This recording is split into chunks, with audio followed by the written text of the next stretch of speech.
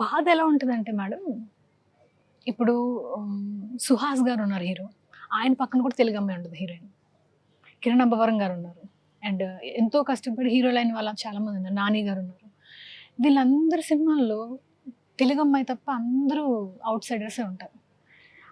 అసలు నాకు అనిపిస్తది ఎందుకు ఎవరు క్వెషన్ ఎందుకు చేయట్లేదు? ఇప్పుడు గత కొన్ని సంవత్సరాలుగా వెబ్ సిరీస్ గాని, సినిమాలు గాని మనం చూస్తున్నాం. ఒక 10 సినిమాలు, 20 సినిమాలు రిలీజ్ అవుతాయి. ప్రతి దాంట్లోని వేరే లాంగ్వేజ్ అమ్మాయే. ఇప్పుడు తమిళ్ తీసుకోండి 10 సినిమాలు రిలీజ్ అయితే 10 సినిమాలు తెలుగు అమ్మాయిలు హీరోయిన్లు. కన్నడ సినిమా తీసుకోండి.